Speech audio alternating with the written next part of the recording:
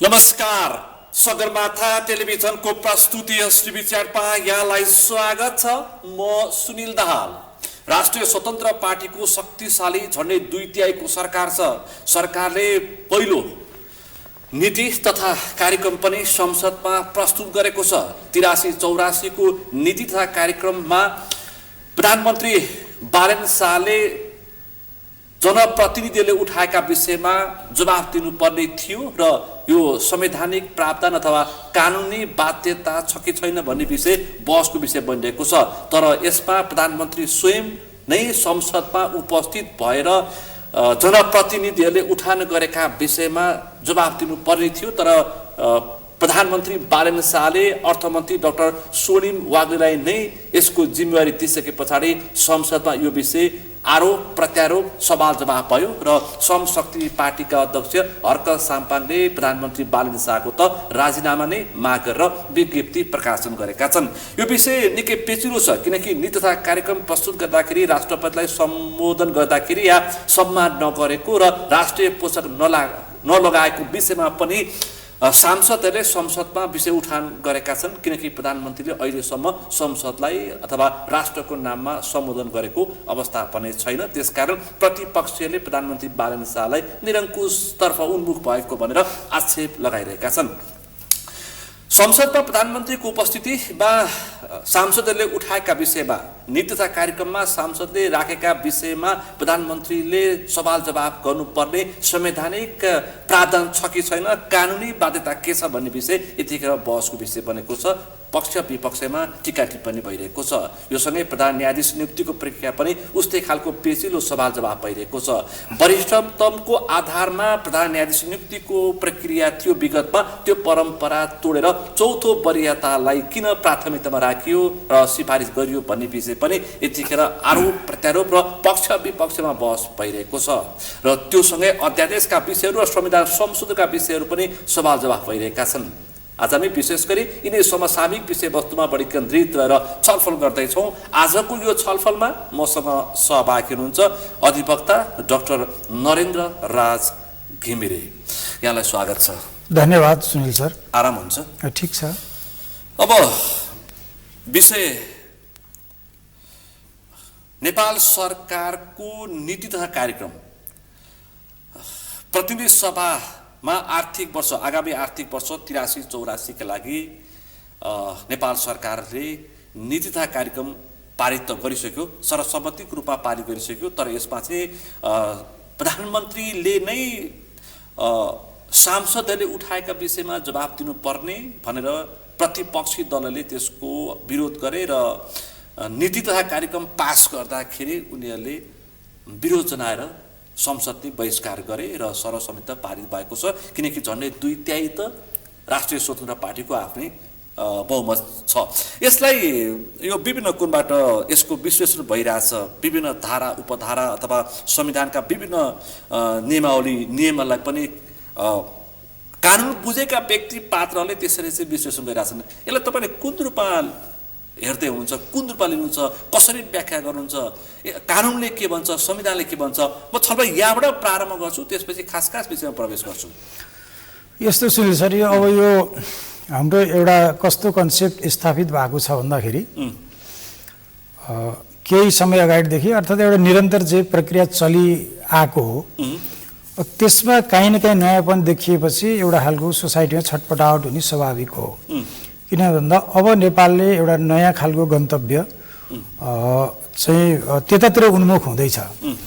त्यस सन्दर्भमा परम्परागत रूपमा चलिआएका कतिपय कुराहरूको चाहिँ अब परिवर्तन हुन्छ। जस्तो परम्परा पनि के हो त भन्दाखेरि एकजना जर्मन जुरिस्टले के भन्छन्, कार्ल भन सेभेग्नीले भने एउटा जर्मन वर्ड छ भल्कजिस्ट भन्ने। भल्कजिस्ट होइन, भल्कजिस्ट भनेको के हो त भन्दाखेरि general will of the people, अर्थात् will of the common people is called tradition or custom if it has been exercise since a long time. लामो समयदेखि जनताको लोकप्रिय साझा इच्छाको अभ्यास हुन्छ भने त्यो नै के हो त कस्टम हो। राष्ट्रिय स्वतन्त्र पार्टी जन्मको हिसाबले यसको धेरै लामो हिस्ट्री छैन। तर यो नर्म्स चाहिँ कसरी अब कतिपय नर्म्सहरू परिवर्तन हुँदैछन् भने जस्तो नेपालमा 2046 साल पछि जुन खालको एउटा अपेक्षा थियो, आकांक्षा थियो आम नेपाली जनताको, त्यसको चाहिँ उचित ढङ्गले सम्बोधन हुन सकेन। त्यसपछि अब 47 सालमा संविधान बन्यो। त्यो संविधानलाई पनि हामीले नेपालको चाहिँ उत्कृष्ट संविधानको रूपमा चाहिँ छ भन्ने व्याख्या विश्लेषण सुन्यौँ। त्यसपछि कतिपय असहमति भए, सशस्त्र द्वन्द्व नेपालमा चल्यो। त प्रत्येक आन्दोलनले के गरे त भन्दाखेरि जनताका इच्छा आकांक्षालाई चाहिँ एउटा नयाँपन दिने, अर्थात् नयाँ इच्छा आकांक्षा चाहिँ जागृत गर्दै चाहिँ नेपालको राजनीति अगाडि बढ्दै आयो। तर त्यसरी बढ्ने क्रममा के हो त भन्दाखेरि जब चाहिँ नेपालमा सशस्त्र द्वन्द्व सुरु भयो, त्यसको चाहिँ एक खालको सेटल गर्नुपर्ने थियो। दैनिक ढङ्गले चाहिँ व्यक्तिहरूको हत्या भइरहेको थियो, आम नेपाली जनताले चाहिँ ज्यान गुमाइराख्नु परेको थियो। त्यसबाट एउटा खालको परिवर्तन आयो 62-63 को हामीले त्यो हेऱ्यौँ। 62-63 पनि कतिपय कुराहरू चाहिँ के हुन्छ त भन्दाखेरि हामी होल चाहिँ एउटा पोलिटिकल रेभोल्युसन अर्थात् मुभमेन्टमा चाहिँ ल ब्रेकर इट सेल्फ ल मेकर भन्छौँ हामी, होइन? कुनै पनि मुभमेन्टले के गर्छ त भन्दा भइरहेको स्थिति र भइरहेको कानुनी प्रावधानलाई उल्लङ्घन नै गर्छ। त्यो आन्दोलन या क्रान्तिको स्वभाव हो। यो हामीले जति चिल्लाए पनि त्यसका विरुद्ध जति हामीले जुन ढङ्गले त्यसको पक्ष या विपक्षमा जसरी प्रस्तुत भए पनि आन्दोलन या क्रान्तिको आफ्नै स्वभाव हुन्छ, त्यो गति लिन्छ। 62-63 को आन्दोलन पश्चात नेपालमा अब भन्नु न हाम्रो स्तर हामीले कसरी निर्धारण गर्ने? हामी त खालि राजनीतिक कन्ट्रिब्युसनलाई अब विरोध गर्ने कुरा पनि होइन यो, होइन? संविधान सभाको दुई चोटिको चुनाव जरुरी थियो, आवश्यक थियो। दुई पटक देशप्रति संवेदनशील राजनीति गर्ने हो भने संविधान सभाको दुई पटक चाहिँ निर्वाचनमा जान जरुरी थियो। कसको कमजोरीले गएको? डाक्टर साहब, त्यो त बहालवाला प्रधान न्यायाधीशले संविधान सभाको निर्वाचन गराउनुपर्ने औचित्य थियो, त्यो पनि प्रश्न छ नि। म त्योभन्दा अगाडिको कुरा गरिरहेको छु। तपाईँ दुई पटकको संविधान सभाको निर्वाचनको बहस त्यसको सारा धनको क्षति, समयको क्षति, एउटा संविधानको नाममा कति कुरा हामीले गुमायौँ। पहिलो संविधान सभाले गरेको भएदेखि दोस्रो संविधान सभामा अरबौं रुपियाँ चाहिँ सकियो। त्यसको जवाफदेही त कसले लिने? राजनीतिक दलले लिने कि नलिने? संविधानको नाममा देशप्रति उत्तरदायी राजनीति गर्नु पर्यो नि, पर्यो कि परेन? त्यसपछि ल ठिक छ, संविधान आयो 2072 को। त संविधान घोषणा भइसकेपछि आम नेपाली फेरि जोडी मैले जसलाई जुन 72 को संविधानलाई समाजवाद उन्मुख उत्कृष्ट संविधान भनियो, होइन? अब यो आम जनताले समाजवाद हो कि पुँजीवाद हो कि आम सर्वसाधारण, हामी जस्तो सर्वसाधारणलाई त्यो कुराले अर्थ राख्दैन।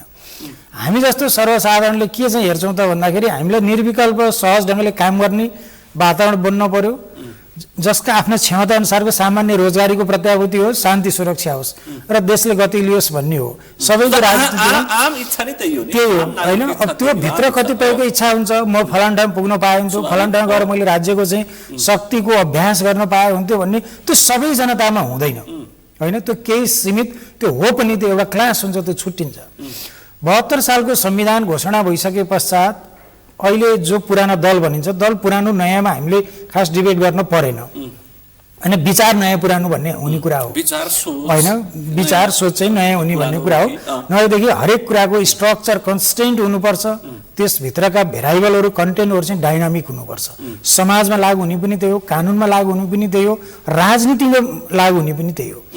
72 सालदेखि हामी 10 वर्षमा यति छिटो जनता यसरी फ्रस्ट्रेट किन भयो भन्ने कुरो कहिले हामीले चाहिँ त्यसको मूल्याङ्कन गर्यौँ? मिडियाले के गर्यो? मिडियाले पनि त्यो भित्रका व्यथिति मात्रै उठायो, तर त्यो युग त्यो थिएन। अहिले त पोस्ट मोडर्निजमको युग हो नि त। तपाईँले कसैको विषयमा आलोचना गरिराख्दाखेरि तपाईँले सोल्युसन पनि दिनुपर्छ, समस्या मात्रैको उल्लेख, मिडिया त आफैमा पनि समाधानको सुल्झन पनि दिनुपर्छ, किनभने मिडिया आफैमा ओपिनियन मेकर एउटा स्ट्रङ इन्स्ट्रुमेन्ट पनि हो, होइन? त हाम्रो सबैको के रह्यो त भन्दाखेरि अब संविधान आइहाल्यो, राजनीतिक दल निर्वाचनहरू, सरकार कसले बनाउँछ, मन्त्री को बन्छ, त्यहाँभन्दा हाम्रो बाहिर गएन। त त्यो बिचमा केही काम भएन भन्ने कुरा पनि होइन। इन्फ्रास्ट्रक्चरका काम भएका छन्, विकासका काम भएका छन्, कतिपय चाहिँ धेरै छोटो अवधिमा पनि धेरै उपलब्धिहरू भए। तर ती उपलब्धि चाहिँ कस्तो त भन्दाखेरि जनता चाहिँ अहिले हिजोको हामीले जुन खालको राजनीति गर्थ्यौँ आज त्यो पोजिसनमा जनता छैनन्। हिजो चाहिँ कुनै राजनीतिक दलको नेता गाउँमा जाँदाखेरि सारा मान्छे चाहिँ सारा जनताहरू जम्मा भएर उसको बोली मात्रै सुन्न पाए हुन्थ्यो भन्ने त्यो अवस्था थियो। उहाँहरू के भ्रममा रहनुभयो त भन्दाखेरि हामीले यत्रो चाहिँ दुःखले आर्जको मुलुक भन्छन् नि, दुःखले चाहिँ हामीले यत्रो कार्यकर्ता बन्यौँ, आखिरी कार्यकर्ता कहाँ जान्छन् र भन्ने खालको त्यो एउटा उहाँहरू चाहिँ ट्रेडिसनल हो त्यो थिङ्किङ होइन। उहाँहरूले कहिले रिभाइभ गर्न सक्नु भएन। जनताको करेन्ट ओपिनियन के होला, उनीहरूको इन्ट्रेस्ट के होला, हामीले जहिले पनि जनताको आकाङ्क्षालाई अहिले पनि म भने सुन्छु, जनताका इच्छा आकाङ्क्षा असीमित हुन्छन्, बढ्दै जान्छन्, कसरी गर्न सकिन्छ भन्ने सुनिन्छ नि होइन। कस्तो मिनिङलेस कुरा हुन्छ। इच्छा र आकाङ्क्षा विहीन व्यक्ति हुन्छ। मैले त्यही भन्न खोजेको कि ट्रेडिसन कसरी इस्टाब्लिस हो। म के भन्दैछु भन्दाखेरि नयाँ ट्रेडिसन नेपालमा इस्टाब्लिस भइसक्यो। त्यो कसरी भयो त भन्दाखेरि त्यो नयाँ ट्रेडिसन इस्टाब्लिस चाहिँ यो 35-36 वर्षको जुन खालको विकृति र विसङ्गतिको चाहिँ जुन एउटा खालको स्टोरेज हुँदै गयो, एउटा थुप्रो छ भण्डारण हुँदै गयो, एउटा थुप्रो बन्यो हैन। त्यो काहीँ न काहीँ त्यसको रियाक्सन हुनै पर्ने थियो, हरेक निकायमा हुनुपर्ने थियो। त्यो स्वाभाविक हो। स्वाभाविक हो, यो नर्मल प्रोसेस हो हैन। यस एकदम नेचुरल प्रोसेस हो। किन त भन्दाखेरि पोलिटिक्स भनेको चाहिँ सोसल सर्भिस हो। राजनीति भनेको जस्तो हामीले यसरी ढुङ्गा हानेर आयौँ, हामी यसरी आन्दोलन गरेर आयौँ, रत्न पार्कमा हामीले ढुङ्गामुढा गर्दाको चाहिँ एकदमै रगत टाँसेका त्यत्र पत्रिकाहरूमा फोटो आएका छन् भनेर यदि कसै हामीले दाबी गर्छौँ भने त्यो कसैले बोलाएर आन्दोलनमा गएको होइन नि। समाज परिवर्तनको उत्कट इच्छा आकाङ्क्षा लिएर कोही मान्छे राजनीतिमा आएर जनताको सेवा गर्छु भन्छ भने त्यस बापत उसले केही पनि क्लेम गर्न मिल्दैन। उसलाई बोलाएर तिमी यति वर्ष जागिर गर, म तिमीलाई यसरी चाहिँ सर्भिस के अरे मतलब तलब दिन्छु, भत्ता दिन्छु, राज्यको सुविधा दिन्छु भनेर कसैलाई राजनीतिमा बोलाएको हो। त्यो त होइन, त्यो कुरो कहिले पनि होइन। तर त्यति योगदान गरेको हुँ भन्नेले त्यसको प्रतिफल पनि लिइसके होइन, लिइसके। 35 वर्षमा लिइसके। सधैँ त्यो क्लेम गर्नु नै गलत थियो हो। तर अझै पनि गर्दैछन् एक थरी। त्यो क्लेम नै गलत थियो। किन भन्दा राजनीति नितान्त समाज सेवा हो। यसको जन्म नै समाज सेवाका निमित्त भएको, यसको रेभोल्युसनको भन्न खोजेको चाहिँ यो परिवर्तनको युग हो, परिवर्तन हुनुपर्छ मानसिक। मैले के भन्न खोजेँ भन्दाखेरि यो व्यथितिको विरुद्ध काहीँ न काहीँ कुनै न कुनै खालको चाहिँ विस्फोट हुनेवाला थियो। त्यो विस्फोटको अवस्था त्यसको कनेक्सन कोसँग जोडियो त भन्दाखेरि राजसभासँग जोडियो। त्यो नर्म्स राजसभाले इस्टाब्लिस गरेको होइन, त्यो समाजमा पहिलेका जुन विद्यमान दलहरू थिए ती दलहरूको चाहिँ अकर्मण्यताका कारणले त्यस्ता खालका समाजको एन्टी हुने खालको अवधारणाहरू सिर्जना हुँदै गए। म त सिधै भन्छु, तपाईँले अलिकति घुमाएर भन्नुभयो। केपी ओली, पुष्पकमल दाहाल प्रचण्ड, शेरबहादुर देउवाको अनुहार आम नागरिकलाई इरिटेट भयो होइन। त्यो इरिटेट हुन पनि त 30-35 वर्ष लाग्यो नि त, लाग्यो होइन हो। त्यो उहाँहरूले फेरि यो नेपालको राजनीतिक परिवर्तन उहाँहरूको चाहिँ योगदान थिएन भन्ने कुरा होइन, तर योगदानले मात्रै हुँदैन। सोसाइटीले के हेर्छ त भन्दाखेरि डे टु डे तपाईँ के गरिराख्नु भएको छ भन्ने कुरो हेर्छ। दैनिकीमा प्रतिफल के पाए भन्ने कुरो मेजर कुरा हो। जनतालाई तिम्रो आकाङ्क्षा यो त मैले पुरा गर्न सकिनँ, ए बाबा सकिनँ भने तिम्रो आफ्नो हैसियत देखाउने स्टेट क्यापेसिटी के हो भन्न सक्छौँ हामीले। भनेपछि मैले सिधै अब यहाँ ल्याएँ यो प्रतिनिधि सभाको चाहिँ मैले सुनिल सरलाई के भन्न खोजेँ भने यो एउटा खालको नर्म्स इस्टाब्लिस हुँदै थियो। त्यो एउटा खालको चाहिँ रीतिरिवाज अर्थात् कस्टम भन्नुहोस्, जुनसुकै ढङ्गले व्याख्या गरे पनि अब नेपालमा कुनै न कुनै खालको सुशासनका निम्ति एउटा परिवर्तन हुन आवश्यक छ भन्ने कुरो 30-35 वर्षदेखिको इस्टाब्लिस नर्म्स हो, जसलाई हामीले अ काइन्ड अफ कस्टम भन्न पनि सक्छौँ। अहिले हेर्दा चाहिँ नयाँ जस्तो भयो। र त्यसको प्रतिनिधित्व कसले गर्यो त भन्दाखेरि रवि लामिछानेले नेतृत्व गरेको राष्ट्रिय स्वतन्त्र पार्टीले गर्यो। त्यो ऊ भित्र भएको कन्टेन्ट चाहिँ 37 वर्षका विकृतिको स्वरूप हो होइन, त्यो परिवर्तन गर्नका निमित्त। तर संरचना चाहिँ उसको के हो त भन्दा नयाँ भर्खर 1-1.5 वर्ष कति भयो होइन। त्यस हुनाले के हो त भन्दा अब जनताले के चाहे त भन्दाखेरि म अझ यहाँ नाम त लिन्न, मलाई यो चुनाव अगाडि एकजना पत्रकारले भन्नुभएको थियो। उहाँले के भन्नु भन्दाखेरि राजसभाको डाक्टर साहब 144 सिट त आउँछ नै कममा, बढीमा 180 सिट आउँछ, कसैले भोट हाले पनि नहाले भने त्यत्रो अहमतापूर्वक पनि त्यस्तो अभिव्यक्तिहरू सुनेको थियो। अनि हामीले सुन्दाखेरि भन्थ्यो ओहो 1 महिना अगाडि नै त्यो डिक्लेयर भएको कुरा हो कि के भने होला भन्दाखेरि नभन्दै 182 सिट। यो किन भन्दा सोसाइटीका एक खालका रिफ्लेक्सनहरू पहिले नै आइसकेका थिए। राजनीतिक दलहरू केमा निर्भर रह्यो भन्दाखेरि आखिर हाम्रो त 6 लाख कार्यकर्ता छ त, 7 लाख कार्यकर्ता छ त भन्ने त्यो भ्रम, त्यो 7 लाख कार्यकर्ता र उसको परिवारको चाहिँ मेन्टालिटी कहाँ चेन्ज भयो भन्ने कुरो दलहरूले चाहिँ पुरानो राजनीतिक दलले पत्तो पाए। त्यसको परिणामस्वरूप 182 सिट सहित राजसभा आयो। अब हामीले कहाँ जोड्नु पर्यो त भन्दा यो राजसभाको सरकार गठन भइसकेपछि चाहिँ पहिलेका संरचनाहरूमा काहीँ न काहीँ यसले चाहिँ मैले अघि भने नि ल ब्रेकर इटसेल्फ ल मेकर गर्छ होइन। यसले काहीँ न काहीँ कुनै न कुनै ढङ्गले नयाँ कानुन बनाएर होस्, चाहे त्यो प्रचलित कानुन अन्तर्गत होस्, यसले हरेक क्षेत्रमा परिवर्तन ल्याउने प्रयास गर्छ। त्यो प्रयास गर्ने क्रममा चाहिँ एउटा खालको हलचल चाहिँ समाजमा मच्चिन्छ। त्यो हलचल पछिको स्थिरतालाई मेन्टेन राजसभाले गर्न सक्यो भने नेपालले धेरै छिटो फड्को मार्न सक्छ। अब त्यो सोसाइटीमा आउने हलचलमै यो आफै विचलित भयो भने चाहिँ फेरि नेपालले एउटा दुर्भाग्यपूर्ण परिणाम भोग्नुपर्ने अवस्था चाहिँ आउन सक्छ। बालन शाहले नेतृत्व गरेको 2 महिना पुगेको छैन, तर यस्तो हलचल भइरहेछ कि समाजमा के हुन्छ हैन। यो चाहिँ मैले भने नि यो 35, 36, 37 वर्षसम्मको उकुस मुकुसको हेर्दाखेरि चाहिँ फ्रिडम थियो होइन। तर जस्तो हेर्नु न, कुनै पनि विश्वविद्यालयमा नियुक्ति हुनु पर्यो भने मेरिट बेस भने पनि जे बेस भने काहीँ न काहीँ मेरिट बेसबाट आउँदा पनि जो चाहिँ जसको नेतृत्वमा सरकार बनेको छ उसैको मान्छे कसरी आउँछ त भने क्या भन्दा प्रतिस्पर्धा छान्दा आफ्ना मान्छे। अचम्मको कुरा नि यहाँ आफै त्यत्रो प्रोग्रामहरू चलाउँछ, हरेक पर्सनालिटिजहरूसँग यहाँको चाहिँ कन्भर्सेसन भइरहेको हुन्छ होइन। त्यो खालको एउटा खालको कन्ट्राडिक्सन पनि भइरहेको हुन्छ, कहिले राख्नुहुन्छ फरक मत तपाईँ होइन।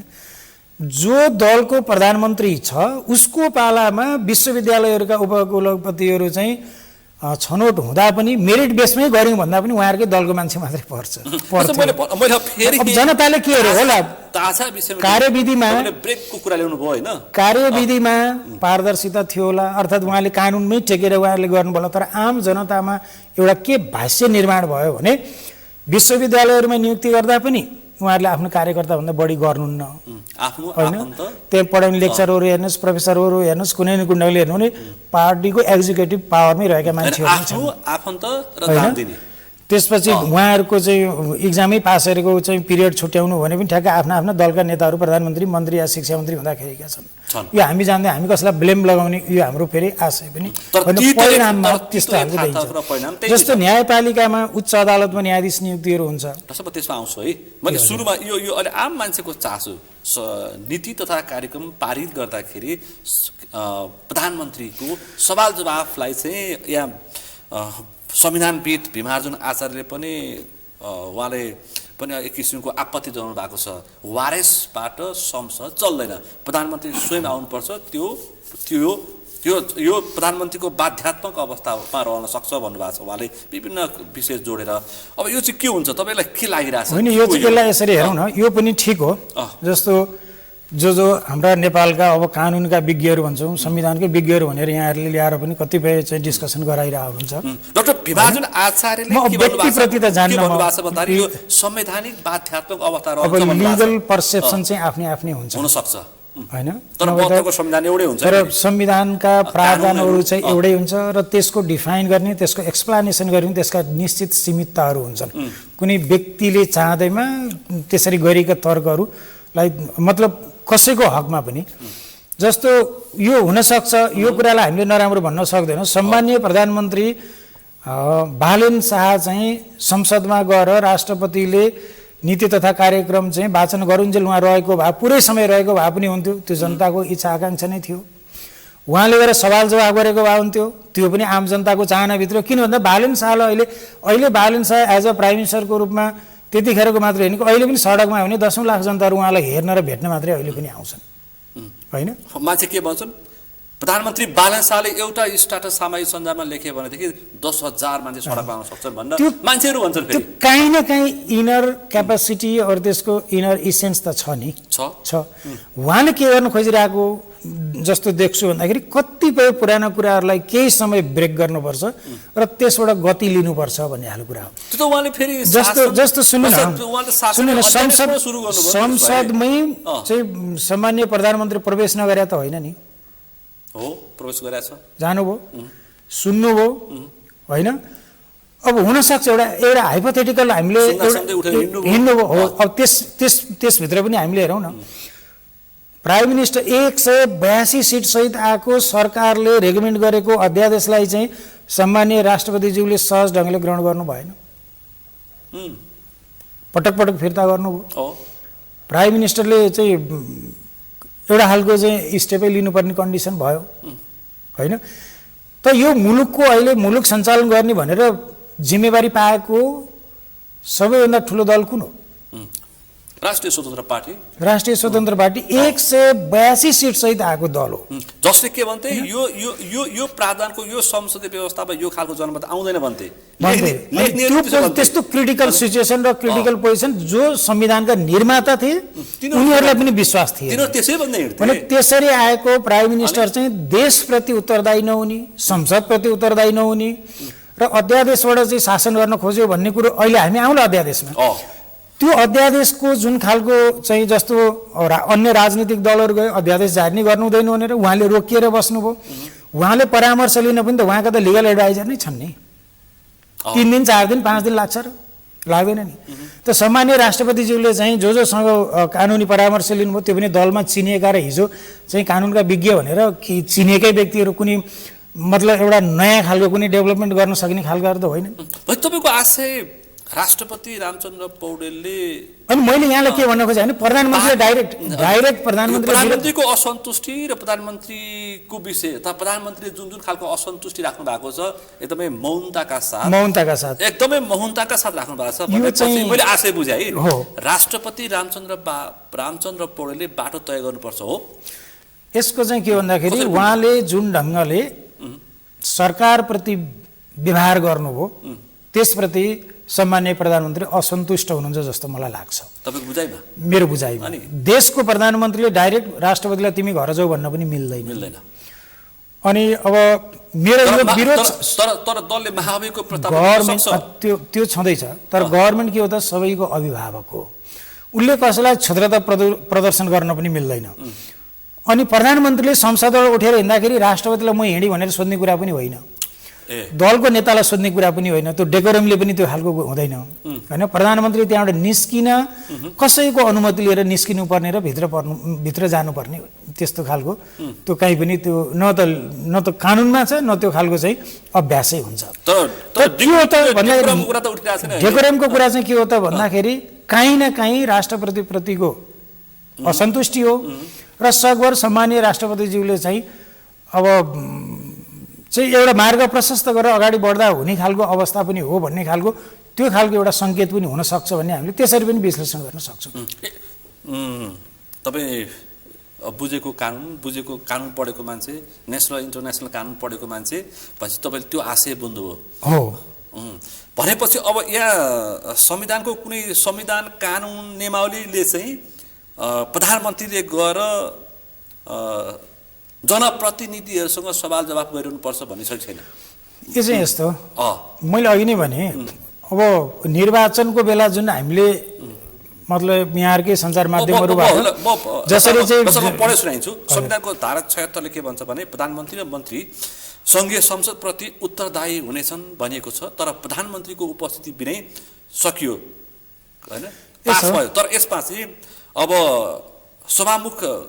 सभामुखले रुलिङ पनि गर्नुपर्छ भनेर विपक्षले माग राखे, तर प्रतिनिधि सभा नियमावली 2079 को नियम 38(1) ले चाहिँ के भन्छ भन्दाखेरि प्रधानमन्त्री नआए पनि हुन्छ भन्छ। स्पष्ट बुझ्ने भाषा भन्दा त्यसलाई यसरी हेरौँ न, कसरी बुझ्न सकिन्छ? सम्माननीय प्रधानमन्त्री संसदमा आएर सवाल जवाफ गरेको भएदेखि सारा मुलुकले देख्न पाउँथ्यो, त्यो पनि राम्रै नै हुन्थ्यो होइन, त्यसमा कुनै आपत्ति मान्नुपर्ने कुरा भएन। एकजना प्रतिपक्षी दलका सांसदले के भने भन्दा प्रधानमन्त्री लाग्यो 5 मिनेट आएर संसद उभिँदाखेरि सबै लालाइ छन् त, विपक्षीका सांसदहरू लालाइ छन्, जनता लालाइ छन्, उभिँदा मात्रै के फरक पर्छ, हामी त उहाँलाई हेर्थ्यौँ भन्नेसम्म आशय व्यक्त गरे। हेर्न मात्रै पाए पनि हुन्थ्यो भने होइन, त्यो नै बालेन्द्र शाहको सिग्निफिकेन्ट हो, त्यो नै सिग्नेचर हो, सिग्निफिकेन्ट हो, त्यो महत्त्व छ। महत्त्व भन्दाखेरि मैले अब त त्यसलाई एक किसिमको हस्ताक्षर भन्छु के, त्यो पनि एउटा अनुमोदन हो, अनुमोदन भन्छु।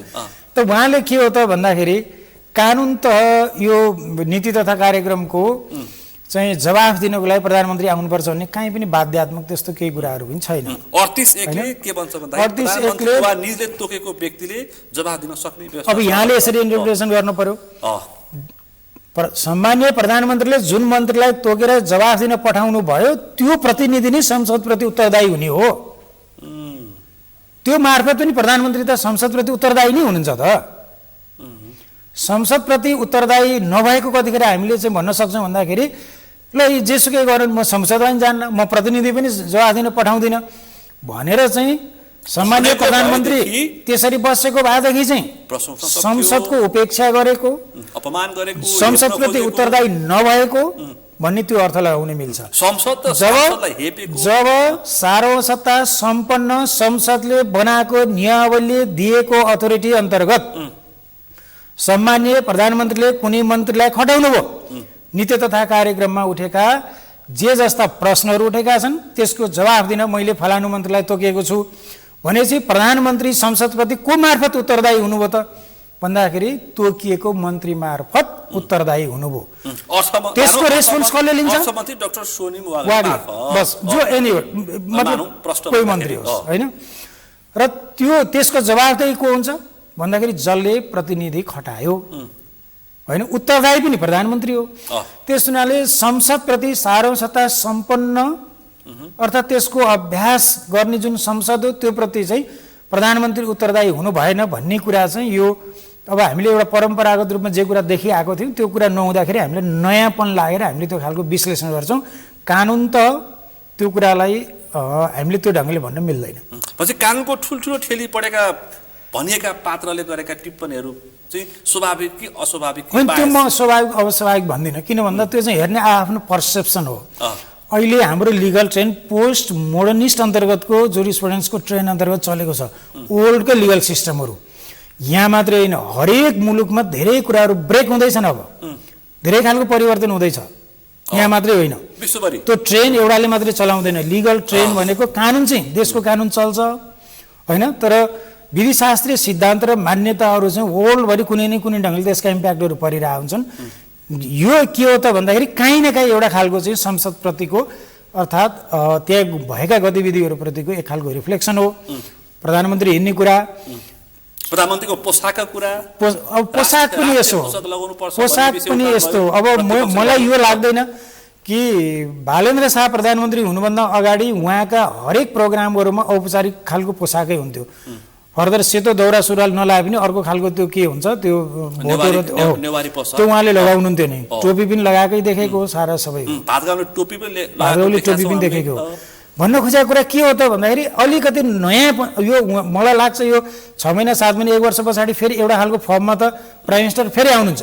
यो 5 वर्षमा हामीले धेरै कुरा देख्न सक्छौँ। तपाईँले भन्नुभयो निरन्तरतामा क्रमभङ्गता, बस अथवा प्रचण्डकै भाषा प्रयोग गरौँ क्रमभङ्गता। हिजो थियो नि त, हिजो प्रचण्डहरू पनि त उहाँहरू पनि दौरा सुरुवाल कोट लाएर गएको त होइन नि त।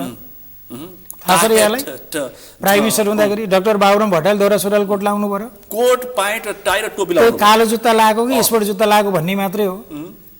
केही फरक देख्नु पर्यो? सुटमा टोपी लाउनु भयो होइन। अब अहिले चाहिँ पूर्व प्रधानमन्त्री प्रचण्ड चाहिँ अहिले दौरा सुरुवाल कोट लाएर हिँड्नुहुन्छ। एउटा फर्म त हुन्छ त, काहीँ न काहीँ त्यो खालको चेन्ज हुन्छ होइन। अब हिजो चाहिँ उहाँहरूले गर्दाखेरि उहाँहरू त व्यापक क्रान्तिकारी हुन् त कसैले केही भन्न सक्दैन थियो, तर काहीँ न काहीँ प्रश्न त उठ्थ्यो नि त उहाँहरूले पनि यो खालको ड्रेस लाएर आइदिया भए हुन्थ्यो भन्ने खालको कुरा। यो संसदमै प्रचण्डले भन्नुभयो 64मा हामी पनि भुइँमा न भाँडोमा भएकोमा हो ख्याल गर्नु भनेर भन्ने हुन्छ नि। सोसाइटीका डाइमेन्सनहरू अत्यन्त गतिशील हुन्छन् होइन, यो परिवर्तन उन्मुखै हुने हो। ती कुरालाई कसरी हामीले एउटा कानुनी शासनभित्र ल्याएर सूत्रबद्ध गर्ने भन्ने कुरा मेजर कुरा। विपक्षीहरूले भने जस्तै सभामुखले प्रधानमन्त्रीलाई रुलिङ गर्न आवश्यकता थियो, यसमा जरुरी थिएन। कानुनले के भन्छ? सवाल जवाब अर्थात् नीति तथा कार्यक्रममा उठेका प्रश्नहरू अर्थात् सवालहरूको सन्दर्भमा जवाब दिने क्रममा चाहिँ सम्मानीय सभामुखले प्रधानमन्त्रीलाई रुलिङ गर्नुपर्ने र गर्न सक्ने खालको त्यो अवस्था पनि होइन। कानुनले के भन्छ? कानुनले त प्रश्न भनिसक्यो नि। मैले यहाँभन्दा के प्रश्न पार्नु भने संसदको नियमावली 2079 को 38(1) ले जुन कुरो चाहिँ प्रश्न, यो त रिटन कानुन हो नि त, पोजिटेड ल होइन त, लिखित कानुन होइन त्यो। लिखित कानुनको पालना गर्दा पनि त्यत्रो आपत्ति हुने? फेरि कानुनको जसले आपत्ति गरे तिनीले लेखेको कानुनमा बालन साथ छन्। फेरि यो नयाँ नियमावली पनि होइन, कुनै नियमावली त्यसनाले हो हामी नै चाहिरहेछौँ त। हाम्रो देशको प्रधानमन्त्रीलाई नजिकबाट भेट्न पाए हुन्थ्यो, हेर्न पाए हुन्थ्यो, हामी नै चाहिरहेछौँ त। भने उहाँ त्यहाँ सांसदहरूको पनि मैले हेरेँ कतिपयले भनेको कम्तीमा प्रधानमन्त्रीलाई हेर्न मात्रै त्यो चाहना त राम्रो हो, त्यसलाई फेरि हामीले कांग्रेस सांसद अभिषेक प्रताप शाहले के भन्नु भने कम्तीमा प्रधानमन्त्री 5 मिनट त आइदिँदा के फरक पर्छ, 5 मिनट उभिँदा के फरक पर्छ, कम्तीमा हामीले देख्न पाउँथ्यौँ भन्दै हुन्थ्यो उहाँ चाहिँ। त्यही त होइन, त्यो हिसाबले ठिक हो। तर यो सवाल जवाफको क्रममा प्रधानमन्त्रीले जे गर्नुभयो त्यो गलत हो, असंवैधानिक हो भन्ने कुरा यी निरर्थक कुराहरू हुन्। प्रधानमन्त्रीले कुनै 72 को संविधान अन्तर्गत लेखेका कानुन कुनै केही मिच्नु भएको छैन। जसले कानुन लेखे, जसले संविधान लेखे, जसले कानुन बनाए तिनीहरूकै कानुनमा हिँडिरहनु भएको छ। त्यही परिधिभित्र नै सामान्य प्रधानमन्त्रीका कदमहरू चालेका छन्। तर हाम्रो बानी कस्तो छ त भन्दा हामी त संसदमा 1 घण्टा 2 घण्टा 3 घण्टा भाषण सुनेको हाम्रो बानी छैन त। हामीलाई छटपटाउट हुन्छ, हामी चाहे पढे लेखेका मान्छे हौँ, सर्वसाधारण हौँ, हामी त एउटा खालको स्कुलिङबाट आएको हो नि त। चाहिने नचाहिने 2 घण्टा 3 घण्टा त्यो भाषण सुनिल सर, एउटा हामीले यो मिडिया मार्फत पनि हामीले एक्सप्लोर गर्नुपर्ने कुरा हो। देशको हेड अफ द स्टेटले अर्थात् कार्यकारी प्रमुखले बोलेको एक शब्द बोल्यो नि त्यो कुरा कार्यान्वयन हुनुपर्छ, नबोल्ने प्रधानमन्त्री राजीनामा दिनु पर्दैन हर्क साम्पाङमा। यस्तो यो त यो अब यो मिनिङलेस कुराहरूतिर त हामीले किन छलफल गर्नु पर्छ होइन। हर्क साम्पाङले प्रधानमन्त्रीको राजीनामा मागेको यो छलफलको लागि विषय नै होइन। उहाँको विषयमा प्रवेश नगरौँ, यो त एउटा खालको भाइरल हुने, अहिले त भाइरल हुँदा नि पैसा कमाइन्छ भन्छन् होइन।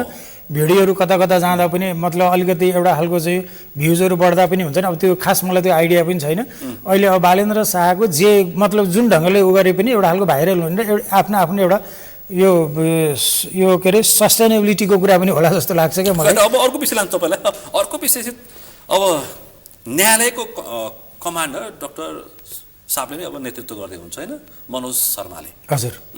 अब यसमा पनि पहिलो दोस्रो तेस्रो होइन कि चौथो होइन, चौथो व्यक्तिले सिफारिस हुनुभएको छ। संवैधानिक सुनवाई बाँकी नै छ, संसदीय सुनवाईको काम बाँकी नै छ। चौथोको नेतृत्व पुगेपछि अब एक थरी फेरि कानुनको ठेली पढेका मान्छेले के भने भन्दाखेरि मिचियो, कानुन मिचियो, वरिष्ठतम नै हुनु पर्थ्यो, परम्परा तोडियो। अब बालेन्द्र शाहले संसद पनि उनकै बहुमत, सरकार पनि उनकै, अब न्यायालय पनि उनकै, सेना पनि उनकै, अब तानासा हुने भए भनिरहेछन्। के हो सर तपाईँ बुझाइमा? सुनिल सर, यसलाई यसरी हेरौँ न। कानुनमा एउटा लिगल सिस्टममा चाहिँ के हुन्छ त भन्दाखेरि अटोनोमी अफ ल भन्छौँ क्या हामी होइन। हरेक इन्स्टिट्युसनहरू कानुन बमोजिम स्वतः चल्ने खालको हामीले निर्माण गर्नुपर्छ कि। जस्तो आर्मी होस्, पुलिस होस्, अख्तियार होस्, प्राइम मिनिस्टर कार्यालय होस्, चाहे मिनिस्ट्री हो, जुनसुकै पनि के हुनु पर्यो त मन लाग्दाखेरि एक्टिभेट हुने, मन नलाग्दा एक्टिभेट हुने भने कानुनी शासन होइन क्या। कानुनी शासन के हो त भन्दाखेरि कानुन चाहिँ स्वायत्त ढङ्गले चलिराख्ने हो नि त, अटो हो नि त। ल भने मन लाग्दा एक्टिभेट हुने, कसैका विरुद्ध मन नलाग्दाखेरि अर्का विरुद्ध एक्टिभेट हुने भन्ने नि कानुन हुन्छ र त्यो हुँदैन। कानुन शासन हुन्छ र त्यो भने त्यो त हुँदैन नि। कानुन त जतिखेर पनि जागृतै हुन्छ, कानुन जतिखेर एक्टिभेट हुन्छ होइन। तर राज्यले कुनलाई कति फोकस गर्छ भन्ने खालको कुरा मात्रै हो। यो नागरिकको अन्तिम विश्वास सर्वोच्च अदालतको प्रधान न्यायाधीश नियुक्तिको जुन खालको ब्रेक थ्रु भयो अथवा एउटा क्रमभङ्गता भयो, यसलाई तपाईँले ठ्याक्कै आम मानिसले बुझ्ने भाषामा कसरी बुझ्नु भएको छ? होइन, यसलाई चाहिँ यस्तो जस्तो यो पनि हाम्रो के हो त भन्दाखेरि हामीले सुरुदेखि नै हुन पनि हो, नेपालको मात्रै होइन, न्यायपालिका भने जुनसुकै देशको चाहिँ सबैभन्दा संवेदनशील इन्स्टिट्युसन हो। त्यही त म भन्छु। जस्तो आर्मी भन्दा पनि आर्मी हुन्छौँ नि हामी होइन, आर्मी त जस्तो सुकै हामीले रिफर्म गर्न सक्छौँ, त्यो ठुलो कुरो भएन।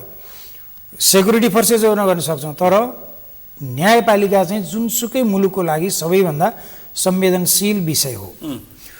यो संवेदनशील विषयमा एउटा हामीले के त्रुटि गऱ्यौँ त भन्दाखेरि यो 37 वर्ष के हामी त 46 साल पछिकै पनि यसो हेर्छौँ, त्यहाँ चाहिँ हरेक कुरा प्रिडिटरमाइन्ड हुन थाल्यो होइन।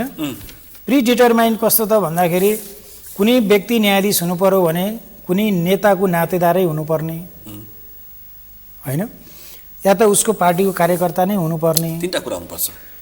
अनि पार्टीको कार्यकर्ता, एउटा कार्यकर्ता त्यो पनि आफ्नै गुटको, अनि त्यसपछि गएर अनि आफन्त अनि पैसा। अनि त्यो त अब यी कुरा त मलाई त त्यो कुराको विश्वास लाग्दैन। तर आम जनमानसमा कस्तो देखियो त भन्दाखेरि जहिले पनि यो जस्तो काहीँ न काहीँ पोलिटिकल एक्सेस भएन भने चाहिँ एउटा योग्य दक्ष क्षमतावान मान्छे चाहिँ मुलुकको चाहिँ एउटा औचित्यपूर्ण पोस्टमा पुग्न उसले सक्दैन, पाउँदैन। किन भन्दा उसलाई पनि यो देशप्रति केही कन्ट्रिब्युसन गरौँ भन्ने भित्री इच्छा थियो भने पनि त्यो चाहिँ राजनीतिक एउटा प्रवृत्तिले नै समाप्त पारिदियो। त्यसको रिफ्लेक्सन चाहिँ आम जनतामा थियो नै। कति सक्षम मानिसहरूले यति सेन्सिटिभ हो जस्टिस डिस्पेन्स गर्ने कुरा। एउटा डाक्टरले बिरामीलाई उपचार गर्दाखेरि अलिकति त्रुटि हुँदाखेरि कति ठुलो हानि नोक्सानी पुग्छ। एउटा सक्षम व्यक्ति न्यायाधीश नहुँदाखेरि हामीले के बुझ्यौँ भन्दाखेरि इजलासमा बस्ने कानुन र तथ्यलाई संयोजन गरेर हामीले चाहिँ फैसला गरेपछि चाहिँ त्यो योग्य न्यायाधीश भन्ने खालकोतिर गयौँ होइन। तर जस्टिस डिस्पेन्स गर्ने कुरा धेरै संवेदनशील कुरा थियो छ। तर के भयो त यो 30-35 यो मैले त्यही जोड्न खोजेको 30-35 वर्षमा हामीले के गर्यौँ त भन्दाखेरि योग्य मान्छे लगियो। सबै अयोग्य भन्न मिल्दैन होइन। हाम्रा लागि त सबै योग्य, हामी त्यही सबै बराबरी हरेक बेन्चमा गएर हामीले बहस गर्छौँ, चाहे जिल्लामा होस् उच्चमा होस्। हाम्रो लागि त उहाँहरू धेरै काबिल हो, योग्य हो, क्षमतावान हो, हामी त्यही नै भनेर इजलासमा छिर्छौँ होइन। त्यो त्यसरी नछिर्ने भने न्याय चाहिँ हामीले न्यायको हामीले चाहिँ आकाङ्क्षा राख्न पनि सक्दैन। तर के भयो त भन्दाखेरि जुडिसियरी एक त जुडिसियरीका फङ्सनहरू एकदम स्ट्याटिक भए होइन। मतलब कुनै प्रतिवेदनहरू एनजिओ आइएनजिओ मोडलले तयारी गर्ने भने, तर अर्ग्यानिक ढङ्गले यो हाम्रो सुप्रिम कोर्ट अर्थात् न्यायपालिकालाई कसरी चाहिँ एउटा एक्टिभेट गर्न सकिन्छ भन्ने कुराको चिन्तन चाहिँ खास भएको हामीले पाउँदैनौँ। कसैको कालखण्डमा पनि पाउँदैनौँ। त्यो नजाउन्जेलसम्म चाहिँ जुडिसियरीलाई यसो गर्छु र उसो गर्छु भन्ने खालको कुराहरू देख्छौँ। तर गइसकेपछि त्यसमा तात्विक भिन्नता पाइँदैन। भन्न खोजेको कारण के हो त मैले के भन्न खोजेको त भन्दा यो 30-35 वर्षमा यी कुराहरू जोडिँदै आए। अहिले यहाँ आएर यहाँले के कुरा उठाउनु खोज्नु भएको त भन्दाखेरि 6 जना व्यक्तिहरू चाहिँ प्रधान न्यायाधीशको लागि सिफारिस भए, अर्थात् न्याय परिषदले नाम पठाइदियो। 6 जनाको 3 वर्ष पुग्यो होइन, फलानुको भनेर उसले पठाइदियो। त्यो एक खालको सिफारिसै जस्तो हो। न्याय परिषदलाई 6 जनाको नाम 3 वर्ष पुगे जति सबैको पठाइदिनुपर्छ भने कहीँ कानुनले बाइन्डिङ गरेर छ र? मैले कहीँ पनि देखिनँ। छ कहीँ मतलब ठुल्ठुला एक्सपर्टहरूले पनि यही टेलिभिजन आएर भोलि एक्सप्लोर गर्नु होला, भन्नु होला, एक्सप्लेन गर्नु होला होइन। त्यस्तो त कहीँ छैन। छ न्याय परिषदले 3 वर्ष समय सिफारिस पुगेका जतिको योग्यता, समय सीमा र वरिष्ठता जानकारी दियो कसलाई? संवैधानिक परिषदलाई कहिले दियो त भन्दाखेरि यो सरकार बन्नुभन्दा अगाडि दियो हो। संविधानको धारा 284 अनुसार दियो। सरकार बन्नुभन्दा अगाडि हो। त्यसपछि नयाँ सरकार बन्यो। भनेपछि नयाँ सरकारले के गर्यो त भन्दाखेरि अब यो 6 जना भनेको त्यो 6 जना क्यान्डिडेटहरू के हुन्छ भन्दाखेरि as a candidate they are equal. क्षमता योग्यता हरेक हिसाबले 101 होइन, 101 भन्नु पर्यो। त्यसमा कि त कसैले छुट्याइदिनु पर्यो? हाम्रो संविधानले तपाईँको अगाडि नियुक्ति हुनुभयो, तपाईँको वरियता माथि भन्ने खालको कुरा यो सर्वोच्च अदालतको न्यायाधीश नियुक्ति सन्दर्भ भन्छ र कहीँ? यसले के भन्छ? सामान्यतया सर्वोच्च अदालतको वरिष्ठतम न्यायाधीशलाई प्रधान न्यायाधीश बनाउने अभ्यास छ। यद्यपि विशेष अवस्थामा वरिष्ठता उपेक्षा गर्न नहुने मान्यता छ।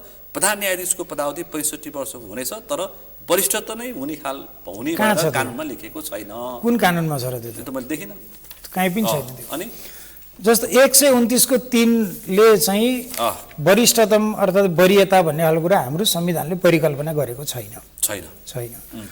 अब संवैधानिक परिषदले चाहिँ 6 जना मध्ये कुनै पनि एकजनालाई गर्न सक्ने उसको चाहिँ त्यो इनहेरेन्ट राइट हो।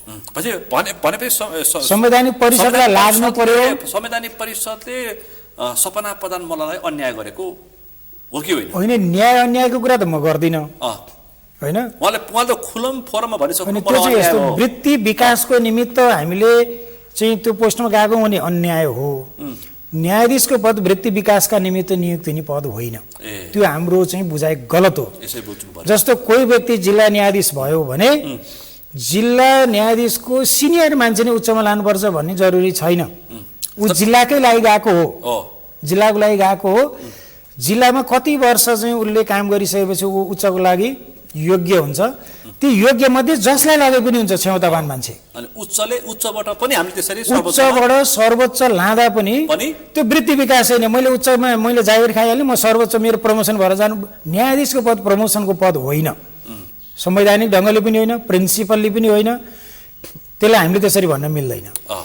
जस्तो उच्च अदालतबाट सर्वोच्च लाँदा पनि हामीले कहीँ देखेकै छौँ त, मुख्य न्यायाधीश नभएको सबभन्दा तल्लो रोस्टरमा भएकोलाई पनि लगेकै छ त। त्यसमा काहीँ पनि मिनिमम रिक्वायरमेन्ट कसैले आवाज उठाएन त, वरिष्ठतमको कुरा उठेन त, कसैले यत्रो उछालेको त देखिएन त्यहाँ। किन त भन्दा त्यहाँ पुराना दलहरूकै तर बडेमान वरिष्ठ अधिवक्ताजीहरूले त ठुल्ठुलो स्वरमा विरोध गरिनु भएको छ। अनि यो उहाँहरूको यस्तो सुनिल सर, उहाँहरूको चिन्ता, उहाँहरूको चासो र उहाँहरूको विरोधलाई हामीले अन्यथा मान्न चाहिँ हुँदैन। किन? उहाँहरूले एउटा कुरा के चाहिँ सोचे हुन सक्नुहुन्छ भने यसरी हामीले क्रमभङ्गता गर्दै जाने होइन, कतै न्यायपालिका व्यथितितिर जान्छ कि भन्ने उहाँहरूको चिन्ता हो। त्यो चिन्तालाई त सरकार अर्थात् हेड अफ द स्टेट अर्थात् सम्बन्धित सरकारवालाले सम्बोधन गर्दै जानुपर्छ कि तपाईँ चिन्ता यतातिर बताउनु भयो, तर मान्छे चिन्ता अर्कोतिर गइरहेछ। अरू चिन्ता होइन होला। 82 देखि 93 सम्म को प्रधान न्यायाधीश हुने भन्ने कुरा चाहिँ टक्क सेट बनिसक्यो। होइन, यो चाहिँ गलत थियो। यो गलत किन थियो भन्दाखेरि जस्तो यसले चाहिँ जस्टिस डिस्पेन्स गर्ने कुरा र सर्वोच्चको प्रशासनलाई पनि यो कुराले ह्याम्पर गर्थ्यो क्या। हेर्नुहोस् त, सपना प्रधान होइन, होइन, सुन्नु न, त्यसपछि गएर हरि फुयाल, नहकुल सुवेदी लगाए होइन, उहाँहरूले नराम्रो केही पनि गर्नु नथ्यो होला। यहाँ भएका मध्ये कुनै पनि चाहिँ कमजोर भनेर मलाई लाग्दैन। सपना मल्ल प्रधान पनि अत्यन्त अनुभवी मान्छे हो, नेसनल्ली इन्टरनेसनल्ली उहाँको एक्सपोजर होइन, उहाँमा भएको क्षमता, यी सबै कुराले उहाँलाई कमजोर भनेर एज अ जस्टिसको रूपमा कसैले भन्न सक्दैन। उहाँले चाहिँ न्यायाधीश हुँदा कसरी न्याय सम्पादन गर्नुभयो भन्ने कुरो एउटा त्यो पब्लिक अडिटको कुरा हो, यो हामीले बोल्ने विषय होइन। त्यो विषय पनि अनि त्यो अरू सर हामीलाई यहाँ चाहिँ खास जरुरी भएन होइन। अब यो फैसलालाई पनि खास महत्त्व दिनु जरुरी छैन है। त्यसपछि कुमार रेग्मी पनि आफैमा पढे लेखेको र क्षमतावान मान्छे नै हो। एज अ जस्टिसको रूपमा सुप्रिम कोर्ट आइसकेपछि त्यस्तो चाहिँ एकदमै कमजोर अर्थात् अयोग्य भन्ने खालको चाहिँ उहाँको पात्रको क्षमताको विषयमा 6 जनामा प्रश्न उठाउनु पर्ने खालको कहीँ पनि छैन। कानुनले के भन्छ? अब के बुझ्नु पर्यो त भन्दाखेरि प्रधान न्यायाधीश भनेको चाहिँ अर्को कुरा नै हामीले बुझ्नु पर्यो, न्यायाधीशहरू सबै इक्वल हुन्। सुप्रिम कोर्टमा बस्ने जसले गरेको फैसला भए पनि इक्वल, प्रधान न्यायाधीशले गरेको फैसला छुट्टै, वरिष्ठतमले गरेको अलिकति अलि बढी भ्यालु हुने, अनि भर्खर छिरेको अर्थात् तपाईँले गरेको बहसमा पनि चिट्ठा तानेर आउने त हो नि बहसमा, बेन्चमा होइन भन्न खोजेँ मैले। यो भन्न आउने होइन नि, तपाईँको मुद्दामा त्यस्तो छ। यसरी तपाईँको मुद्दामा प्रधान न्यायाधीशले त सक्षम छस्, त्यसकारण नरेन्द्र राज घिमिरेको मुद्दा तैँले हेर भन्न पठाउँदो होइन, गोलै तान्ने हो होइन। मुद्दा हेर्ने कुरा गर्न मैले जस्तो जस्टिसको अर्थात् जजको भ्यालु, जजको स्ट्याटस सबैको के हो त सुप्रिम कोर्टको एउटै हो। प्रधान न्यायाधीश मात्रै के हो त भन्दाखेरि प्रशासनिक ढङ्गले प्रमुख हो, न्याय सम्पादनको क्रममा होइन। न्याय सम्पादन गर्ने कुरामा, फैसला गर्ने कुरामा प्रधान न्यायाधीश र जुनियर सिनियर अर्थात् यो वा त्यो भन्ने खालको कुरा होइन। कुनै समय प्रधान न्यायाधीशले अल्पमत परेका दृष्टान्त हामी छन् नि, स्वाभाविक हो त। न्याय सम्पादन गर्ने कुरा अल्पमत बहुमत, अब प्रधान न्यायाधीशले भनेको कुरा सबै कुरा ठिक भन्ने कुरा चाहिँ अर्को न्यायाधीशले मान्नुपर्छ र जरुरी छैन। They are equal. मात्र के हो त भन्दा प्रधान न्यायाधीश न्यायपालिकाको प्रशासनिक संरचनाको चाहिँ प्रमुख हो, यसरी हामीले बुझ्नु पर्यो। अब उनी प्रधान न्यायाधीशले पनि प्रशासनिक संरचनालाई कसरी चुस्त दुरुस्त तन्दुरुस्त बनाउने र जनतामा न्यायपालिका भरोसा योग्य छ, निष्पक्ष छ या राजनीतिक हस्तक्षेप हुँदैन भन्ने खालको कुरा। म हरिकृष्ण कार्कीको प्रतिवेदन लागू भयो भने न्यायालयमा करिब कति प्रतिशत, मतलब 85 भन्दा माथि होइन। हरिकृष्ण कार्की नै प्रमुख भए यो प्रतिवेदन भन्ने कुरा यस्तै बोल्ने कुरा हुन्, ठुलो खर्च गरेर बनाएको यो खर्च। अब यो हुन्छ एउटा यो देखावटी कुराहरू हुन् होइन। सर्वोच्च सुन्नु न, सर्वोच्च भनेर अथवा अदालतमा के हुन्छ भने लेखिएको छ नि त्यहाँ त। लयर एन्ड जजेस are the real representative of the society. विधिशास्त्रले त्यो भन्छ। के प्रतिवेदन चाहिन्छ तपाईँको?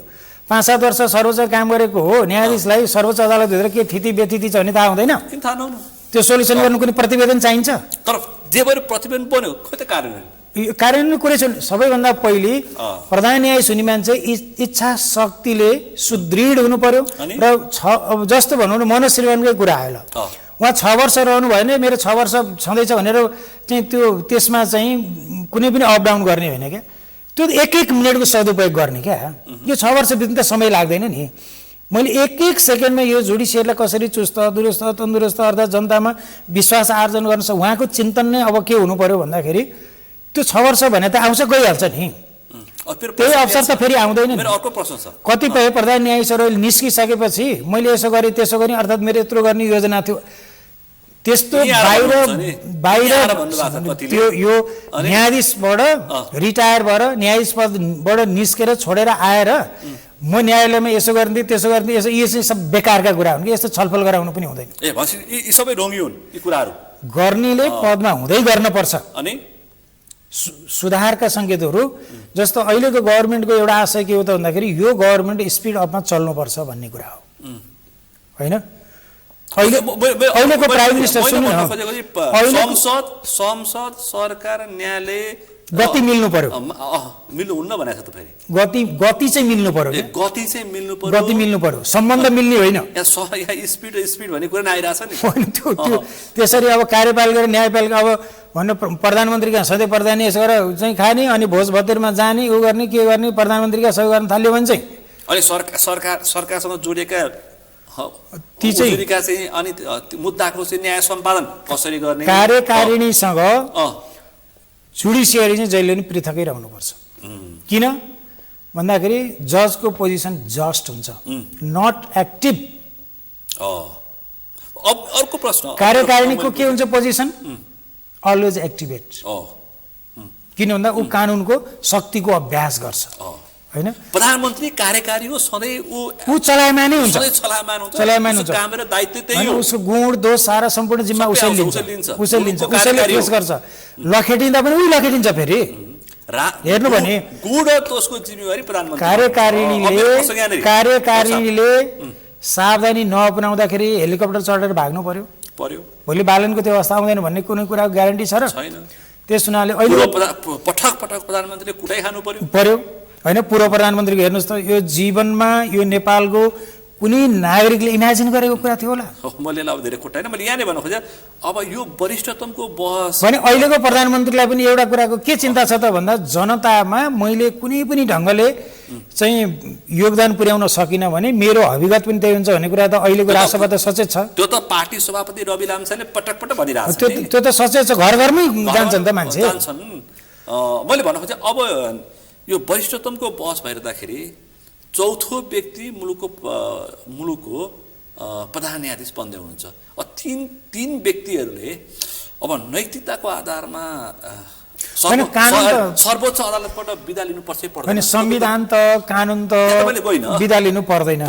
किन भन्दा तर मैले किन भन्दा छ सपना प्रधान मल्लको सार्वजनिक जुन आयो नि उहाँको अभिव्यक्ति, त्यसले चाहिँ अब त्यसले चाहिँ सरकार र अदालतको वारपार हुन्छ होइन? त्यो अब एउटा सडन उसमा आयो होइन? त्यो के आक्रोश देखिन्छ खासमा त्यो अभिव्यक्ति नदिँदा पनि केही फरक पर्दैन, आइसक्यो नि कुण्ठा त होइन? अब त्यो एउटा ह्युमन बिइङ्स हो, काहीँ न काहीँबाट त्यस्तो कुराहरू असन्तुष्टिहरू एक्सप्लोर हुन्छन्। भोलिको दिन तर ट्रसल हुनुपर्ने अवस्थै हुन्न। किन हुन्न भने तर मान्छे आउँछ भन्छ जस्तो होइन? अब त्यो त हामी त शङ्कालु जातै हो नि त, नेपाली त बढी शङ्का गर्छौँ हामी, भए पनि नभए नि। किन भन्दा हामी स्थिरता र शान्तिमा बाँच्ने हामीलाई मनै लाग्दैन क्या, एउटा न एउटा केही न केही अपडाउन भइदिइरहेको हुन्थ्यो भन्नेमा छौँ नि त हामी होइन? कुरा के हो त भन्दाखेरि न्यायाधीशको रूपमा सपना मल्ल प्रधान, कुमार रेग्मी, हरिफ फियाल तिनैजनालाई सुप्रिम कोर्टमा न्यायाधीशको रूपमा काम गर्नलाई मनोज श्रीमान सर्वोच्च अदालतको प्रधान न्यायाधीश हुँदैमा कुनै पनि खालको फरक पर्दैन। कुनै देशमा मोरल ग्राउन्ड अप डाउन हुने कुरा पनि होइन। कानुनले संविधानले त्यो कुरा भन्दैन। त्यस्तो भन्छ र कहीँ? यति बुद्धा हुन्छ भन्दैन नि। अनि उहाँहरू पनि के हुन्छ, अब उहाँहरूलाई मन लागेन भने उहाँहरू आफैले रिजाइन दिएर जाने कुरा छुट्टै हो होइन? नभएदेखि न्याय सम्पादन गर्ने कुरामा त तर मान्छे ठ्याक्कै यसरी भनिदिन्छु कि मान्छेको ठ्याक्कै बुझाइ अहिले के छ भने सरकारले गरेका निर्णयहरू अदालत पुग्दाखेरि अब चाहिँ यो कारणले गर्दाखेरि न्याय सम्पादनमा सिधै प्रभाव र दबाव पर्छ सरकारको विरुद्धमा जान सक्छ। त्यो प्रश्नहरू उठेका छन्, मान्छेले भनिरहेछ प्रश्नहरू उठेका छन्। जस्तो अब यही सरकारसँग सम्बन्धित धेरैवटा मुद्दाहरूमा उहाँहरूको इजलासमा पर्यो, उहाँहरूले हेर्नुभयो भने उहाँहरूले एकदमै सही नियतले काम गर्दा गर्दै पनि केही समय, यो फेरि धेरै समय रहने कुरा होइन, एक दुईचोटि यस्ता कुराहरू हुन्छन्। किन भन्दा चाहिँ इन्डियामा पनि हामीले पटक पटक सुनेका छौँ, हेरेका छौँ होइन। इन्दिरा गान्धीको पालामा एकजनालाई चाहिँ बिचबाट यसरी ल्याइयो, उहाँमाथि सारा शङ्का गरे भन्ने हो, पछि उहाँ जति अब्बल दर्जाको कुनै न्यायाधीश भएन त्यहाँ होइन। अब यस्तो क्राइसिसको बेला यस्ता कुराहरू उठ्छ र यो 2-4-5 महिनामा आफै साम्य हुँदै जान्छ। एक दुईवटा त्यो लिनुहुन्न, कार्यकारिणीले त त्यो साँध्नै हुँदैन होइन। न्यायपालिका त आफै पनि शान्त र शिष्ट स्वभाव भएको हुन्छ न्यायपालिकाको स्वभाव, त्यस हुनाले त्यहाँबाट त बायसनेसै हुँदैन। अर्को प्रश्न, तपाईँ क्रिमिनल लको पनि विद्यार्थी होइन, अब तपाईँ दण्डहीनताको पनि विषयमा पनि तपाईँले विज्ञता राख्नुहुन्छ। अहिले यो सरकार यो बालन एक्सन भनिरहेको छ मान्छेले कि यो बालन एक्सनमा पहिला समाउने अनि त्यसपछि पहिला थुन्ने अनि सुन्ने भन्नाले व्यापक चर्चा भइरहेछ, यो शैली के हो? अनि यो चाहिँ यस्तो, यो बालेन सम्मान्य प्रधानमन्त्री बालेन शाहको पालामा मात्रै होइन, यो पहिलेदेखि नै हामी कहाँ यस्तो खालको अभ्यास छ। यसमा एउटा के चाहिँ छैन त भन्दाखेरि हामी कहाँमा, मैले त यो धेरै अगाडि पनि भने, नेपालमा एउटा चाहिँ इन्डिपेन्डेन्ट पुलिस कमिसनको आवश्यक छ, जुन कुरा चाहिँ यसले मतलब इन्टरनली चाहिँ इन्भेस्टिगेसन गर्छ र यो फलानाका विरुद्ध चाहिँ मुद्दा चलाउँदाखेरि यो चाहिँ सस्टेनेबल हुनसक्छ, अर्थात् त्यो चाहिँ सफल हुनसक्छ भन्ने भइसकेपछि मात्रै अहिलेको जुन इन्भेस्टिगेसन सिस्टम छ त्यसमा पठाएर त्यसपछि मात्रै यी प्रक्रियाहरू चाल्नुपर्ने हो। खास नेपालमा त्यो अब जरुरी भइसकेको छ होइन। जस्तो ब्युरो छ इन्भेस्टिगेसनको लागि ठिक छ, तर एउटा चाहिँ के हुनुपर्छ त भन्दाखेरि जस्तो नेपाल पुलिसको अरू अर्ग्यानले पनि उसलाई प्रभाव पार्न सक्ने या जो प्राइम मिनिस्टरले पनि प्रभाव पार्न सक्ने खालको होइन कि इन्डिपेन्डेन्ट पुलिस इन्भेस्टिगेसन कमिसन एउटा चाहियो। त्यसले के गर्नु पर्यो त भन्दाखेरि त्यसले हरेक व्यक्तिका विषयमा अनुसन्धान गर्न सक्ने भयो होइन। अब जसलाई पनि मुद्दा लगाइदिने ऊ त बदनाम त हुन्छ त, सक्यो त होइन। अनि 5 वर्ष 2 वर्ष 6 वर्षपछि सर्वोच्च मतलब अदालतबाट चाहिँ सफाइमा चाहिँ जिल्ला उच्च चाहे सर्वोच्च होस्, अनि त्यो व्यक्तिले त्यो क्षतिपूर्ति पाउँछ, त्यो इमेज पाउँछ, त्यो डिग्निटी त्यो पाउँछ, त्यो व्यक्ति त्यो पात्र सकिसक्यो हुन्छ। त्यस हुनाले अहिले मात्रै होइन, पहिले पनि यो ट्रेन गलत थियो होइन। अब पनि सरकारले के गर्नुपर्छ त भन्दाखेरि यथोचित ढङ्गले अनुसन्धान गरिसकेपछि मात्रै, अब यो सरकारले किन भन्दा यति चाहिँ भास्ट मेजोरिटी लिएर आएको सरकारले अब चाहिँ यो कुरामा पनि सुधार गर्नुपर्छ। सुधार के गर्नुपर्छ त भन्दाखेरि अनुसन्धान गर्ने होइन, अनुसन्धान गर्ने, सबै कुरा फाइन्ड आउट गर्ने, यो चाहिँ यसका विरुद्ध मुद्दा चलाउँदा रिलायबल छ कि छैन भन्ने कुरो एउटा अनुमान चाहिँ प्रिजम्सन चाहिँ गर्नै पर्छ। त्यसपछि मात्रै हामीले त्यो बाटो अवलम्बन गर्नुपर्छ।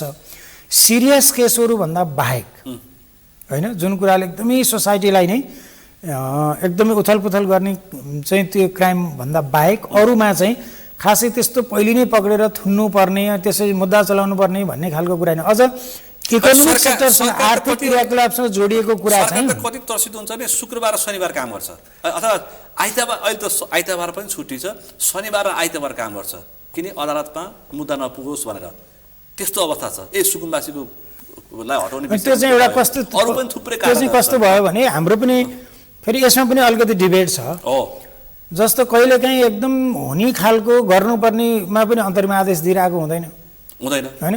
कहिलेकाहीँ पब्लिकली इस्यु आयो, त्यसको तर ग्राभिटी छैन भने त्यसमा नि अन्तरिम आदेश दिइरहेको हुन्छ होइन।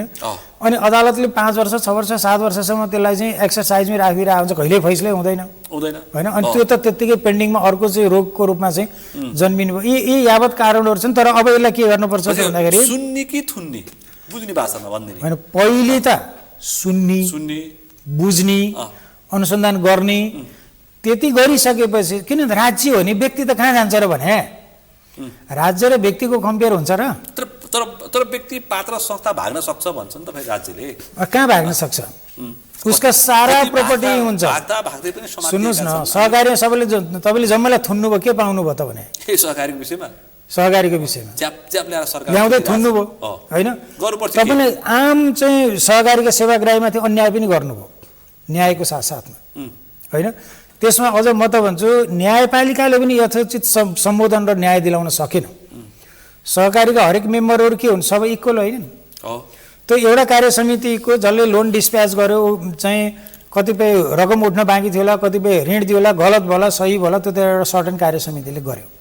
तिनीहरूको विरुद्ध मुद्दा चलेपछि अदालतले आदेश दिन सक्दैन थियो।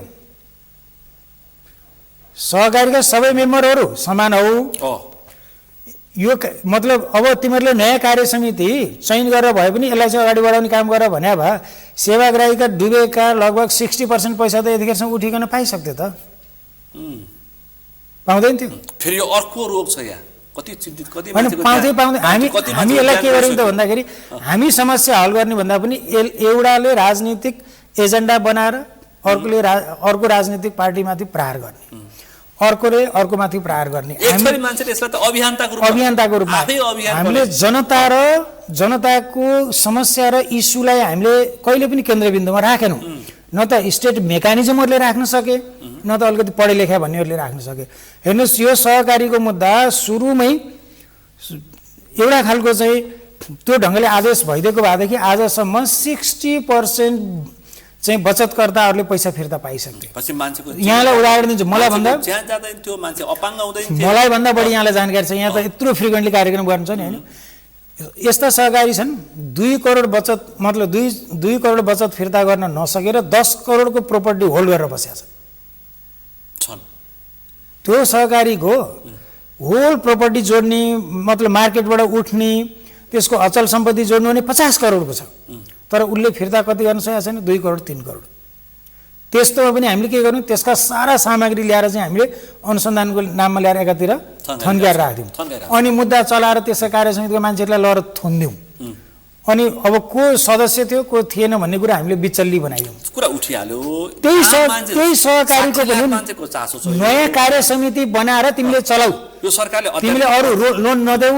सरकारले अध्यादेश मार्फत पनि समस्या हल गर्छु भनेको छ, पैसा फिर्ता गर्छु भनेको छ। तपाईँ बुझेको मान्छे सरकारले तपाईँले सुझाव दिँदाखेरि के भन्नुहुन्छ? मेरो सुझाव त कसरी सुल्झाउने, मान्छेको ज्यान पनि नजाओस्, मान्छेको जनधनको क्षति पनि नहोस्। कति मान्छेहरू हट्याटाबाट चाहिँ बितेका पनि छन्, कतिले मुलुक छोडेका छन्। यस्तो छ कि भयानक अवस्था गाउँ सहरदेखि गाउँसम्म कसरी सुल्झाउनु। यसको त सबैभन्दा यो जस्तो सरकारले जिम्मा लिने भनेको अन्तिम अवस्थामा हो। सरकार गार्जेन हो, हरेक नागरिकको प्रोटेक्सन गर्नुपर्छ भन्ने कुरा हो।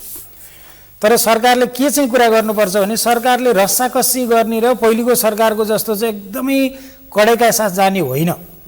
हरेक सहकारीको सम्भाव्यता भएका सहकारीलाई रिभाइभ गर्ने, नयाँ कार्य समिति बनाउने, उठ्ने पैसा ऋण उठाउने होइन, त्यसपछि सेवाग्राहीको फिर्ता गर्ने।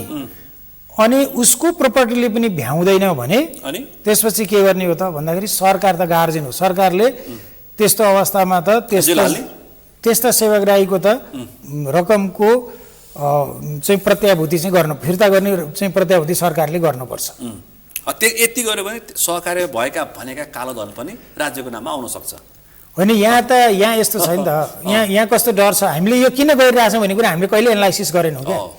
सहकारीमा हामीले जहिले पनि निमुखा मकै बेचेका गहुँ बेचेका के भनेर हामी भन्छौँ नि, यो चाहिँ सोसाइटीलाई इमोसनल बनाउने कुरा हो। सहकारी सञ्चालन त हामीले यसो पनि भनेका छन् कि पैसा राख्नेले सहकारीको लिस्टबाट नाम डिलिट गरिदिनु, तपाईँलाई उल्टै पैसा दिन्छु सम्म बनाएका छन्। यो सहकारीमा यो सहकारीको समस्यालाई उल्झाएकै कारण के हो त भन्दाखेरि सहकारीमा करोडौँ रुपियाँ पनि कसरी डिपोजिट भएको छ।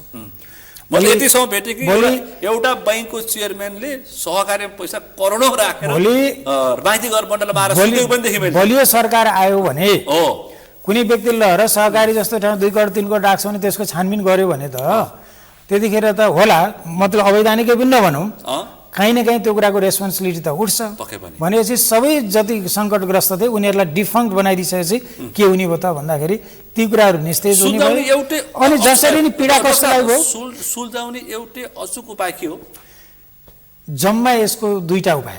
एउटा अहिले डुबेका सहकारीहरूको नयाँ कार्य समिति तत्काल बनाउन लगाउने, एउटा अर्को जहाँ जसलाई ऋण दिएको छ त्यो औपचारिक एउटा प्रक्रिया अन्तर्गत उठाउन सुरु गर्ने। त्यसपछि त्यसरी फङ्सनमा गइसकेपछि जति रकम बाँकी हुन्छ होइन, जो पहिले जो दोषी छन् उनीहरूका मुद्दा त अगाडि बढिरहेको हुन्छ नि त होइन। उनीहरूबाट असुल उपर गर्नुपर्ने छ नि, त्यो मुद्दा मामलाबाट असुल उपर गर्ने। यो त सहकारी फङ्सनमा आइसकेपछि न्यूनतम बचतकर्ताहरूको त फिर्ता हुन सक्छ नि त। सक्छ। त्यो सकेन भने सरकारले फिर्ता लिने, उनीहरूबाट उठाएपछि सरकारको कोषमा जम्मा गर्ने। यो त एउटा यति गरेपछि कति प्रतिशत हल हुन्छ? 80% सहकारीको समस्या हल हुन्छ। राज्यलाई यो आज होइन, यो 1 वर्ष 2 वर्ष अगाडि नै गर्नुपर्ने काम हो। ओके, म अन्तिममा छु। अब यो संविधान संशोधनको एउटा समिति बनाएको छ, यसले हल गर्छ? अनि यो हल गर्ने भन्दा पनि यो चाहिँ एउटा बहस चलाउनुको निमित्त चाहिँ यो बहस पत्र जस्तो तयारी गर्ने भन्ने समिति हो होइन। यसमा पनि अब संयोजककै विषयमा पनि कतिपय विज्ञहरूले कुरा उठाउनु भएको छ होइन। एउटा फिल्म कर्मीसँग गएर के संविधान संशोधनको बहस गर्ने भन्ने पनि आउँछ। तर यहाँ प्रश्न के उठ्यो त भन्दाखेरि एकदम कानुनका विज्ञ नै भएर बनाउँदा पनि समस्या हल भएन। कसरी बनाउनु त होइन, भने के हो त भन्दाखेरि अब संयोजक को भयो भन्ने कुरालाई हामीले विवाद गर्नु परेन। त्यसो गर्ने के होइन, संयोजक त सोसाइटी बुझेको जो पनि हुन सक्ने भयो। मेन कुरा भनेका चाहिँ लिगल एक्सपर्टहरूलाई उनीहरूले कसरी युटिलाइज गर्छन् भन्ने मेजर कुरा हो। किन भन्दा लिगल एक्सपर्टको पनि सबैसँग प्राग्मेटिक चाहिँ नलेज हुन्छ भन्ने खालको कुरा छैन। अब यसो कन्टेन्टका बारेमा विभिन्न कुरा उठेका छन्। अब प्रत्यक्ष निर्वाचित कार्यकारी, त्यसपछि प्रत्यक्ष निर्वाचित मुख्यमन्त्री, अब प्रत्यक्ष के अरे समानुपातिक हटाउने थुप्रै विषयमा कुरा उठेको छ। अब यो कन्टेन्टमा आइसकेपछि तपाईँ हामी फेरि बहस गरौँला विषयमा चाहिँ, संशोधनका विषयमा के गर्ने। अब यो अलिकति बृहत रूपमा आइसकेपछि यसले के आकार पनि लिन्छ, त्यसपछि यसलाई चाहिँ छलफल छरपष्ट रूपमा विभिन्न कोणबाट उठेका छन् आफ्नो स्वार्थ। होइन, त्यसरी फेरि यो अहिले संविधान संशोधन गर्ने भनेर हरेक विषय जाने पनि होइन। अब सरकारले बिस्तारै सोच्दै जाला। सर्लक्कै हात हाल्यो भने त्यो त बहुत जटिलता हुन्छ। बुझिरहनु अहिले राज्यलाई जे कुरा चाहिँ यो शासन सञ्चालन नेपालको आजसम्म सुशासन कायम गर्नको लागि के कुराको जटिलता भयो, त्यो जटिलता फुकाउने कन्टेन्टमा मात्रै प्रवेश गर्नुपर्छ। ठ्याक्कै समय सक्यो र समय र सम्मानलाई आभार व्यक्त गर्न चाहन्छु। अब समय सन्दर्भका विषयहरूमा चाहिँ छलफल गर्ने मौका दिनु, यहाँलाई धेरै धेरै धन्यवाद। आज हामी विशेष गरी सरकारको 83-84 को नीति तथा कार्यक्रममा प्रधानमन्त्रीले जनप्रतिनिधिले उठाएको विषयमा जवाफ दिन चाहनु भएन भन्ने विषय अहिले बहुत चर्चाको विषय छ। यही विषयवस्तु, त्योसँगै प्रधान न्यायाधीशको नियुक्ति सिफारिस र त्योसँगै समसामयिक विषयवस्तुमा बढी केन्द्रित गरेर आज हामीले छलफल गऱ्यौँ। आजको यो छलफलमा मसँग सहभागी हुनुहुन्थ्यो अधिवक्ता डाक्टर नरेन्द्र राज घिमिरे। आजको विषय प्रसङ्ग यति नै। भोलि अर्को विषय प्रसङ्गका साथ एसटिभी च्याटलोनी बाचा गर्दै म सुनिल दाहाल पनि बिदा चाहन्छु। सगरमाथा टेलिभिजन हेर्दै गर्नुहोला। नमस्कार।